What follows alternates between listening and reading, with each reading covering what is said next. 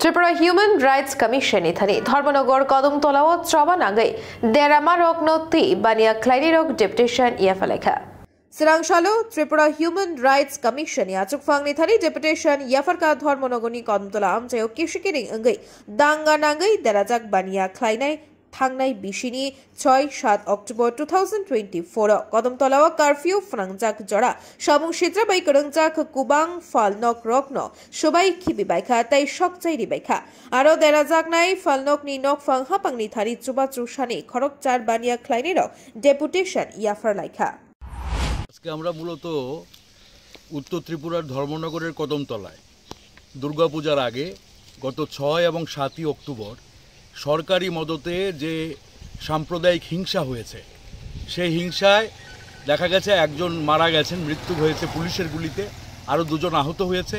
আর ওই বাজারে মানে দোকানপাট যেগুলি ছিল মোটামুটি সমস্ত দোকানপাট লুটপাট হয়েছে, আগুন দিয়ে পুড়িয়ে দেওয়া হয়েছে এবং মানুষ সর্বশান্ত হয়েছে এবং 7 থেকে 8টি বাড়ি সংখ্যালঘুদের বাড়িও জ্বালিয়ে দেওয়া হয়েছে এবং সেখানে পুলিশ ছিল নির্বিকার।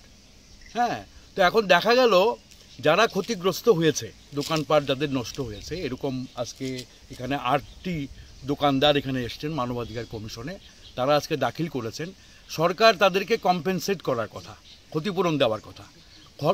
সরকার দেখা গেছে যে ক্ষতি হয়েছে 10 লাখ, ক্ষতি হয়েছে 20 লাখ, কিন্তু সরকার কম্পেনসেশন দেখেছে 50,000, 20,000, 25,000।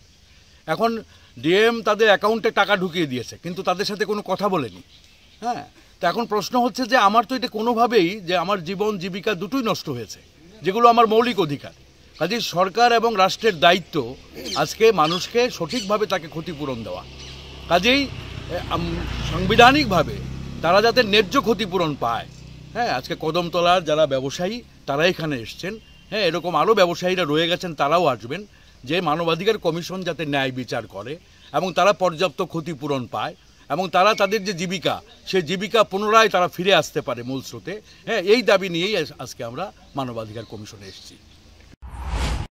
Bureau report, খুমপই।